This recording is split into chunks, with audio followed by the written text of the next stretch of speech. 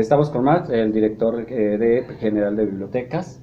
Hoy tenemos tu visita, no sé si gustas contarnos el evento y luego ya interactuamos sobre el día de hoy, qué fue lo que realizamos, ya que también estuve participando. Sí, es algo que hemos realizado en 3 estados, que la dinámica que tiene la Dirección General para reforzar las bibliotecas municipales es enviar en primer lugar acervo, enviar libros a las bibliotecas.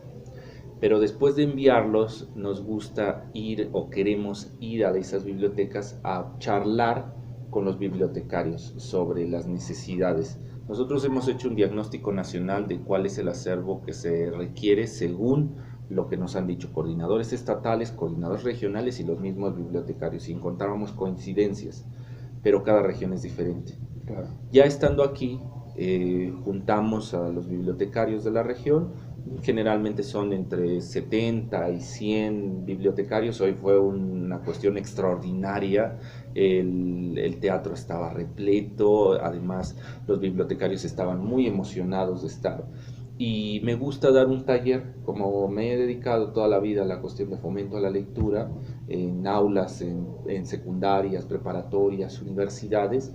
Aprovecho para, ya que los tengo ahí, dar un taller de 4, 5, 3 horas, que también hoy se superó, o sea, hoy habrán sido 5 horas y media de taller, pero estábamos muy contentos. Además era un escenario ideal estar en Jerez, conmemorando el centenario de la edición de zozobra de López Velarde. Entonces el taller fue de lectura en voz alta sobre poesía, sobre la poesía velardiana, sobre cuestiones, versos de López Velarde, y después quedarnos a charlar aún más con los bibliotecarios para que nos cuenten cómo están sus bibliotecas públicas. Esto, lo uno, entregar acervo.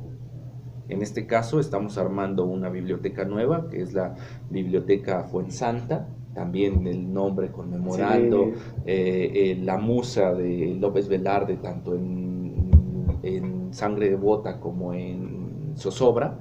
Se abre una biblioteca nueva, en este caso es Fuensanta, se hace la visita a las bibliotecas públicas de la región, se les da un taller de fomento a la lectura, se tiene plática con el coordinador estatal y con el coordinador regional, y pues ahí vamos. ¿Qué se siente recitar a López Velarde en su casa? Uf, fue increíble, o sea, sabía que estaría en Jerez. Fui diseñando el taller para que fuera sobre poesía de López Velarde. He trabajado mucho a López Velarde, he hecho muchos artículos, he hecho algunos artículos. En algún momento traté de hacer una edición digital sobre Sangre de Bota, su primer poemario. No lo culminé, iba a ser una edición anotada y quedó ahí a medias el manuscrito, nunca se editó. Entonces para mí era un sueño estar en Jerez recitando a López Velarde, intentando recitarlo según los parámetros rítmicos que dejó él en su poesía, interpretándolo con jerezanos. ¿Cómo visualizas las bibliotecas y los trabajadores? Empecemos primero con los trabajadores. ¿Qué visión tienes de los trabajadores?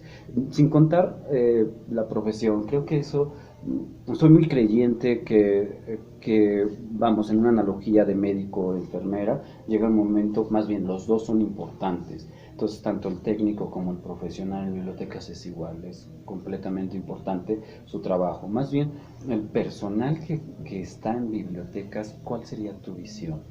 Creo que va todo de la mano, tanto el espacio, el bibliotecario, el acervo.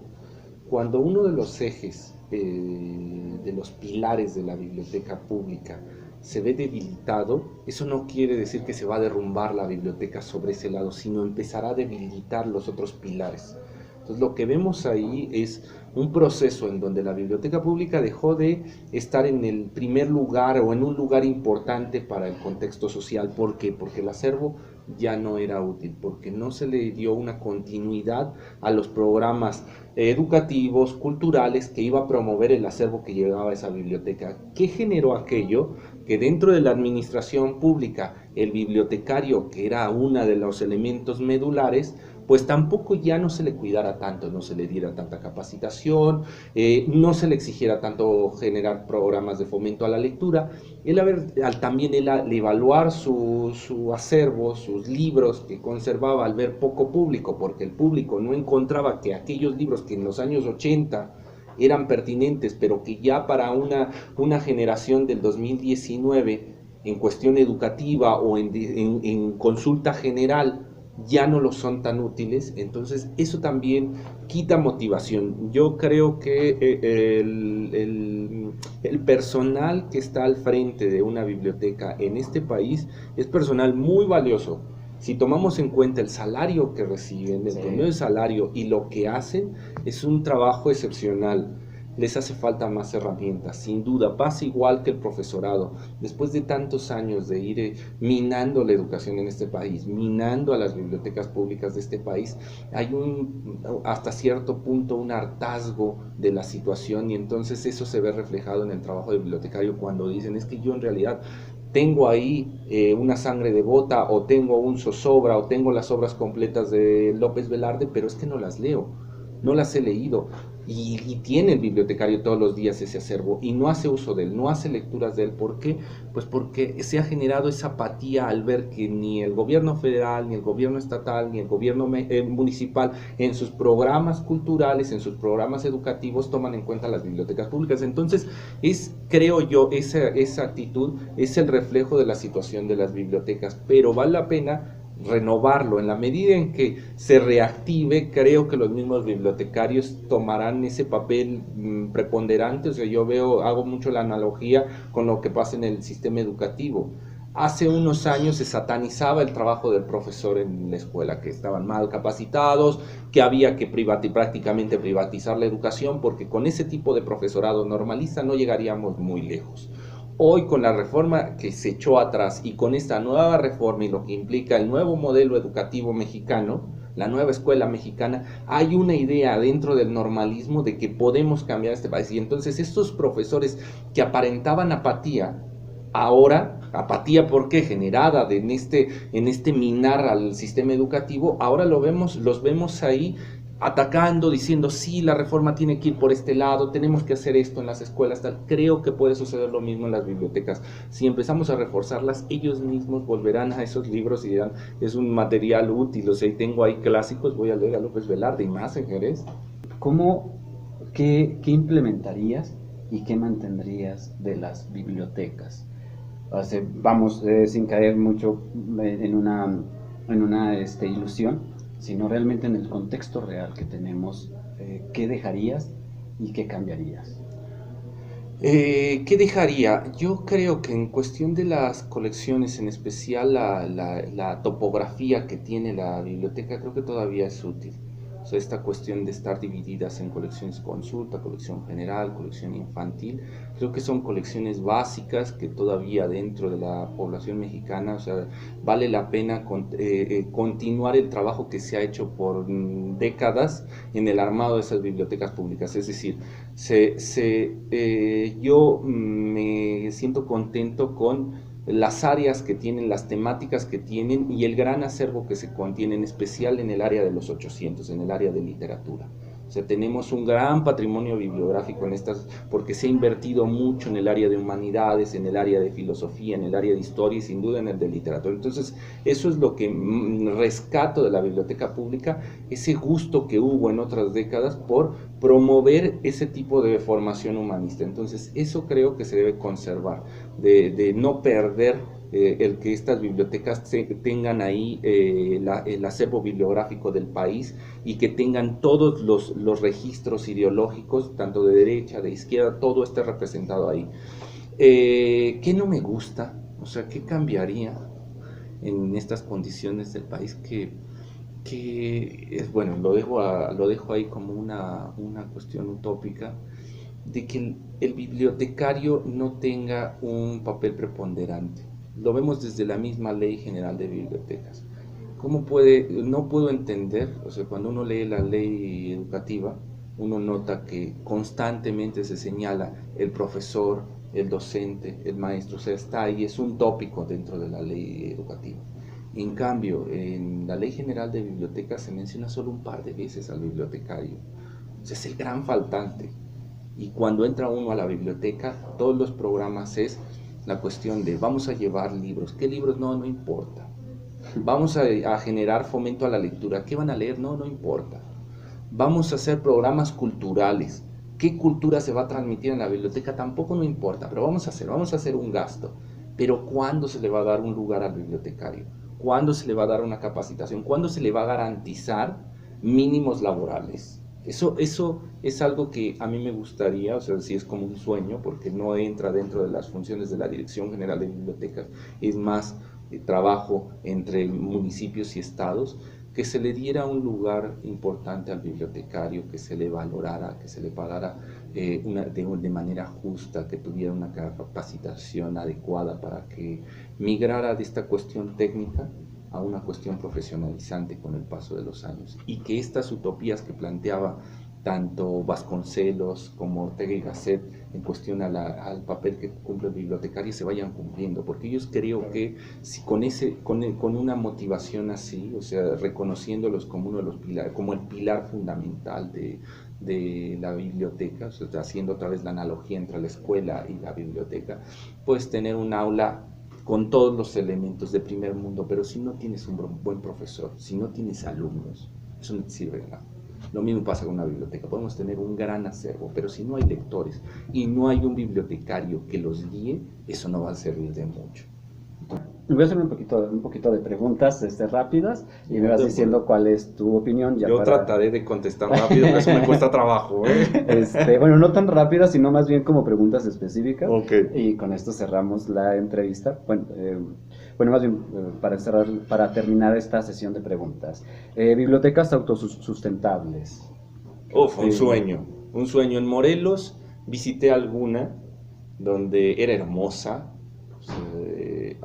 autosustentable no solo en la cuestión de que no requería del Estado para el acervo bibliográfico, ellos generaban sus propios fondos, la luz, el agua, o sea, son hermosos, son sitios hermosos. Ojalá que en algún momento se repliquen estas bibliotecas autosustentables que hay. Tan solo conozco una en el estado de Morelos, en Tepoztlán, hermosa, pero todavía un sueño muy lejano para la Red Nacional de Bibliotecas Públicas. Usuarios.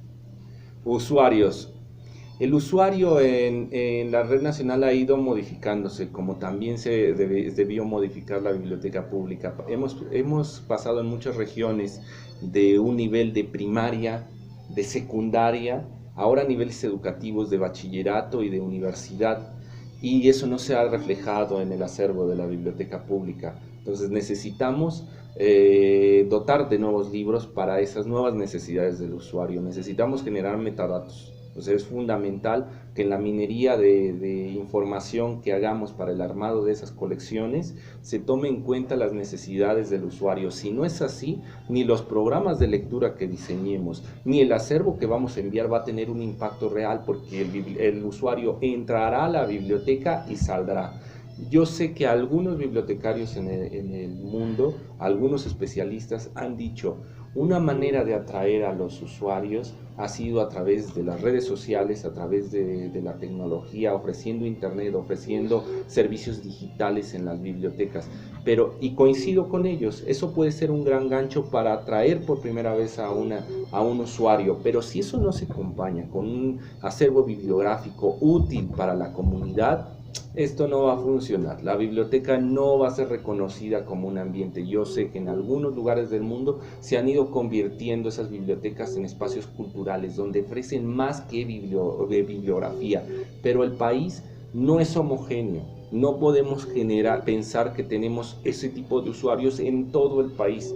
Hay diferentes tipos de usuarios en cada una de esas regiones y algunos están buscando responder sus dudas, responder a esa necesidad de información que proviene de educación básica, a veces de educación superior, a veces en una educación técnica, y el Estado, en este caso la Dirección General de Bibliotecas, debe estar constantemente atenta de ese otro, el gran otro que es el usuario. Si no, esto no va a funcionar. Por eso los modelos que se generaban como bibliotecas modelo, bibliotecas ejemplares, está bien en la medida en que estructuran los servicios mínimos que debería tener una biblioteca, pero cuando llegamos a tratar de armar colecciones homogéneas para todo el país, pensando que los vamos a poder homogeneizar a los usuarios, es una manera de también tratar de limitar a la población y decirle, esto es lo que implica ser un ciudadano. Usted como ciudadano necesita esta información, por eso le estoy mandando solo esto.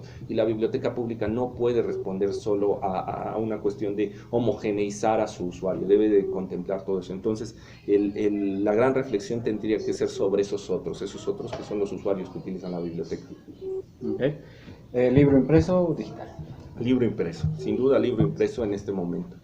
No es el momento para este país para plantear programas masivos hacia libro digital. O sea, hacer un gasto público atendiendo que solo ese gasto público va a impactar en las zonas urbanas es una cuestión muy complicada, más con el rezago que se generó en las zonas rurales. Entonces deben de llegar los libros a todas, no vamos a dejar a nadie rezagado. Entonces, para eso necesitamos primero atender las bibliotecas que quedaron en ese rezago. Por eso hoy digo libro impreso. Aunque me encanta el libro digital, mucho de mi bibliografía, de mi biblioteca la tengo aquí porque lo consulto cuando ando en viaje en esto, claro. Pero soy partidario del libro físico. Lectura en México, ¿cuál sería tu visión? ¿Qué se lee? ¿Cómo ves el nivel de lectura en México? Bueno, y no lo digo yo, lo dicen las mediciones internacionales, aunque se lee y cada vez se cree que la lectura va aumentando, las habilidades de comprensión de lectura cada vez van disminuyendo. Entonces, hablamos de este alfabetismo funcional. La gente sabe leer para poder ver la carta, para poder viajar, poder hacer funciones básicas que le ayudan a poder incrustarse en el mercado laboral o en el mercado comercial, entonces lograr ser funcional en esta sociedad. Pero el análisis crítico, es decir, las competencias de lectura, comprender lo que está leyendo, cada vez se pierden más competencias. Esto no es solo de este país. O sea, en todo el mundo hay una gran crisis por las habilidades de lectura. Cada vez la gente lee más, pero comprende menos. Tanto así, lo vemos ahora con las fake news, pero en todo el mundo, que 280 caracteres, un tweet, o sea, muy pocas palabras, logran generar unos movimientos a nivel global porque la gente no da un paso más allá e interpreta lo que está diciendo, sino solo se queda con el primer concepto que le están mandando ahí y se manipula a la persona, ¿no? A través de esa información que es falsa. Entonces, los niveles de lectura van aumentando, pero las habilidades de pensamiento crítico, las habilidades de lectura van disminuyendo. Necesitamos programas federales que se centren en esas habilidades. Por eso iniciaba la plática con ustedes diciendo, no se trata de leerlo todo, eso es una utopía. Los que estamos al frente de una biblioteca, o hemos estado en una biblioteca, sabemos que tenemos los días contados en esta vida, y que si yo empleara todos los días de mi vida para tratar de leer todos los libros que están ahí en esa biblioteca nada más, no lo lograré. Entonces uno sabe que no puede leerlo todo. Y si tomamos en cuenta que la información se está duplicando, triplicando en tan poco tiempo, sabemos que lo importante ya no es tener el acceso a la información, sino saber qué información me es útil. De ahí que el profesor, el docente o el bibliotecario deban de ser una cuestión medular en cualquier programa educativo de fomento a la lectura, porque ellos son nuestros guías, sino este flujo de información masiva atrapa al usuario con esta supuesta democratización de la educación, democratización de la información, donde ahí lo tienes todo, pero en realidad no tienes nada, porque en ese océano de información te vas a ahogar, no vas a saber por dónde transitar.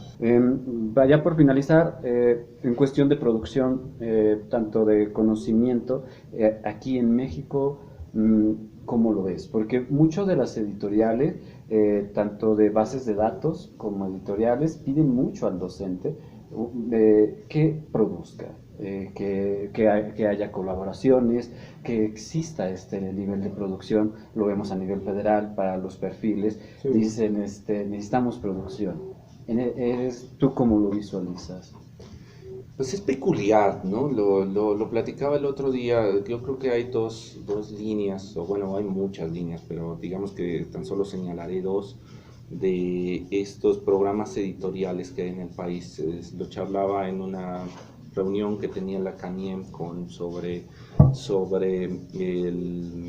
la tasa cero a librerías, había una discusión sobre ello, de que es peculiar que cuando hablamos de producción en México todo se va al ámbito educativo.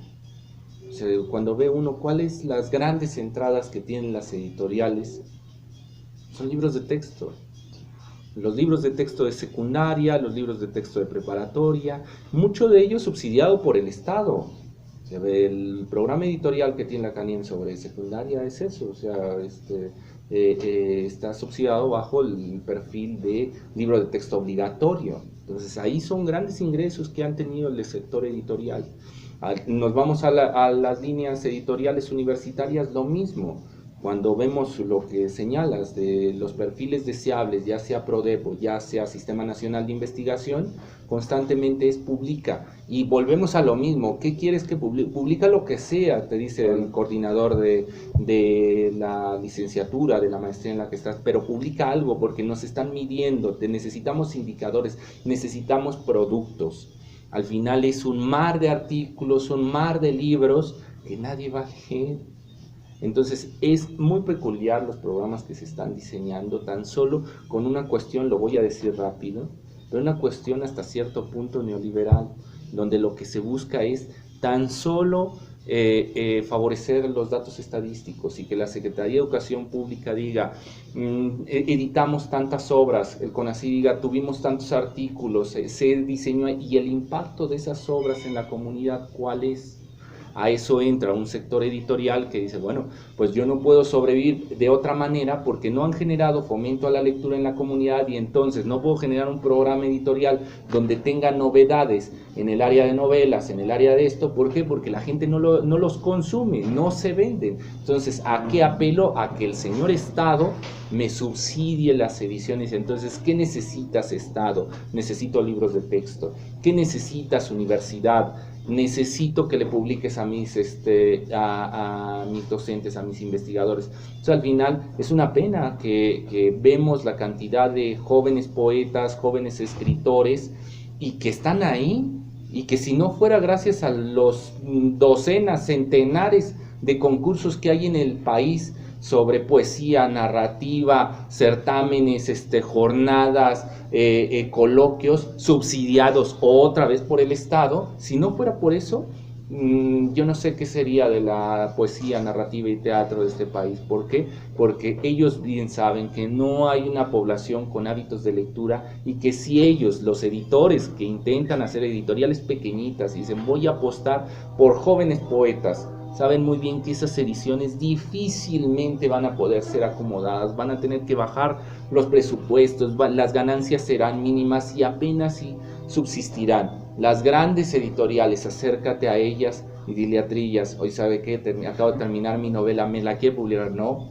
lo que quiero publicar es el nuevo libro de texto para secundaria, claro, porque es ahí donde están las ganancias. Entonces, pues es peculiar cómo funciona este país, cómo sobrevive su programa, su área editorial, porque no hay hábitos de lectura sanos, mientras que en otros, bueno, acaba de pasar la semana de la jornada de novela negra en Gijón, y vemos cómo hay pero centenares de personas que se forman por ver las últimas obras, las últimas novelas sobre terror, sobre policíacas, novela negra, y están ahí ansiosos de ver esa producción. Uno ve estas ferias del libro que se plantean en todo el país, y lo que vemos no son grandes novedades, en realidad lo que vemos son saldos de librerías, de editoriales que ven la feria del libro como una manera de acomodar aquello, de llevar los sitios a municipios donde no hay librerías, que ese es otro tópico.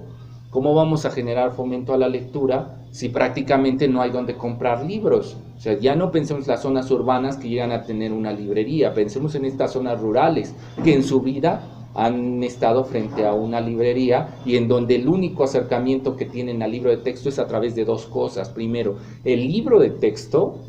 O sea, hay mucha población, o sea, es el único libro que muchos mexicanos tocarán en su vida, será los libros gratuitos que le den en la primaria y en la secundaria, y otro, las bibliotecas públicas, pero fuera de eso, pues prácticamente no hay manera de acercarse al libro en las zonas rurales. ¿En qué condición se encuentra hoy la Red Nacional de Bibliotecas Públicas? ¿En qué condición se encuentra hoy los programas como Biblioteca del Aula, como Libros del Rincón? ¿En qué situación se encuentra hoy las bibliotecas normalistas?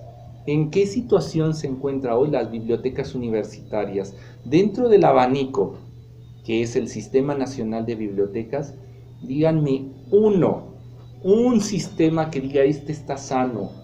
Hay elementos por ahí extraordinarios que llega uno a decir, sí, la biblioteca Cosío en el Colegio de México, sí, claro, en el centro del país. Claro. La biblioteca central de la Universidad Nacional Autónoma de México, sí, en el centro, o sea, lugares privilegiados, unos pequeños lunares dentro de la República Mexicana que no alcanzan a irradiar.